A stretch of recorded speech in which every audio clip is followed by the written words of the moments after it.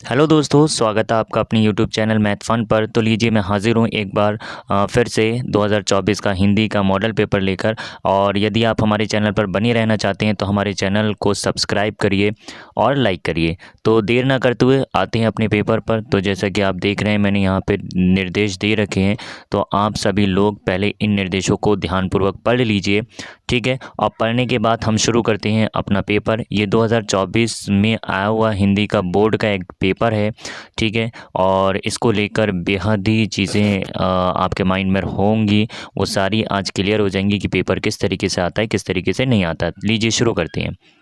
तो यहाँ पर खंड आ दे रखा है और खंड आ में बहुविकल्पीय प्रश्न दे रखे हैं। जैसा पहला प्रश्न है, हिंदी साहित्य के क्षेत्रीय निबंधकार डॉक्टर रामचंद्र शुक्ल महादेवी वर्मा द्वारा रचित रेखा चित्र और कोणार्क के रचनाकार चलो चांद पर चलें और फिर तूफानों के बीच रचना की विद्या है।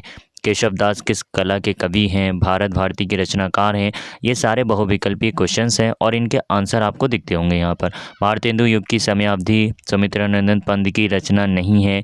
रीति मुक्त काव्यधारा के कवि हैं। हाँ रघुनंदन प्रेम प्रीतो कौन सा रस है इसके अंदर? तो ये जो आपको टिक दिख रहे हैं तो ये सभी राइट क्वेश्चंस हैं, सही लगे हुए हैं। जो आंखों ने सब देखी, ये इसमें कौन सा अलंकार है ये भी आपको दिख रहा है, ठीक है।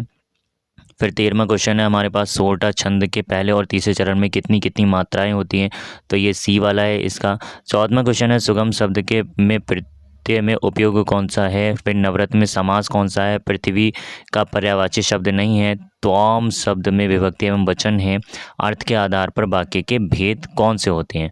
तो अर्थ के आधार पर यहाँ पे वाक्य के जो भेद होते हैं वो दोस्तों हमारे पास में, ठीक है। अर्थ के आधार पर वाक्य के भेद बताना है तो अर्थ के आधार पर वाक्य के 8 भेद होते हैं, ठीक है।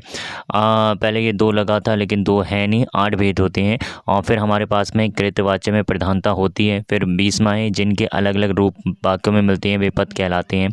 आइए फिर खंड वा में आते हैं। तो खंड वा में आपको पता है ध्यान से कि इसमें गद्यांश दे रखा होता है और 2 गद्यांश में से कोई एक गद्यांश करना होता है और ये उन गद्यांशों के क्वेश्चन आंसर दे रखे हैं 3, ठीक है। पहले ये ऊपर वाला है, फिर ये नीचे वाला जो गद्यांश दे रखा है, ईर्ष्या का संबंध प्रतिद्वंदिता से होता है। इसके भी 3 क्वेश्चन आंसर आपको दे रखे हैं, तो इन दोनों में से कोई एक करना है।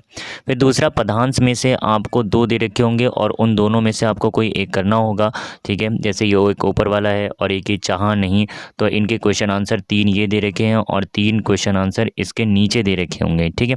जैसे ये पहला क्वेश्चन आंसर मिल गया उपरोक्त पदांश में से, फिर ये रेखाखंड अंश की व्याख्या, फिर उपरोक्त अवतरण।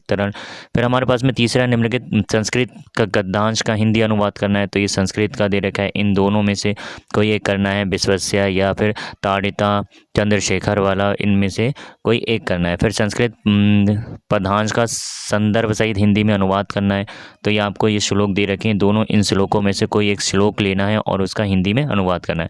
फिर ये खंड काव्य आ जाता है, तो आपका जो जिला हो उस ज़िले के हिसाब से खंड काव्य बटा हुआ होता है, तो आप उस खंड को उठा सकते हैं। जैसे मेवाड़ मुकुट हो गया, ज्योति जवाहर हो गया, अग्रपूजा हो गई, तो जो आपके ज़िले का हो वो आप उसको पढ़िएगा। लिखा होता है कि बरेली का ये है और आगरा का ये है, मेरठ का ये है, कानपुर का ये है, ठीक है, इलाहाबाद का ये है और कर्म भारती दे रखा है, कर्ण दे रखा है, तुमुल दे रखा है। तो जो आपके डिस्ट्रिक्ट का हो आप उसको उठाइएगा, उसको क्वेश्चंस करिएगा। फिर हमारे पास में निम्नलिखित लेखों में से एक लेखक का जीवन परिचय आ जाता है। जैसे इस बार जो आए हैं वो 3 जीवन परिचय आए हैं। रामधारी सिंह दिनकर का आया है, डॉक्टर राजेंद्र प्रसाद का है, केशव उसका आया है।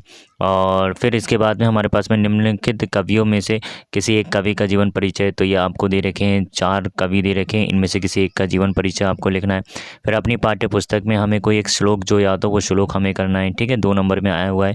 फिर अपने निवास स्थान के आसपास मोहल्ले की नालियों की साफ़ सफाई के लिए आपको जो एप्लीकेशन या पत्र लिख के भेजना है वो है हमारे पास। फिर उसके बाद में आपको आवेदन पत्र भी मिल जाएगा, प्रधानाचार्य को छात्रवृत्ति के लिए भेजा गया है। फिर संस्कृत के क्वेश्चन आंसर भी आपको मिल जाएंगे। फिर एक निबंध आपको लिखना होगा, ये जो 5 निबंध दे रखे हैं इनमें से। तो मैं आशा करता हूँ कि आप लोगों को ये चीज़ अच्छी तरीके से समझ में आई होगी। हमारे चैनल पर बने रहें, इसी के लिए धन्यवाद।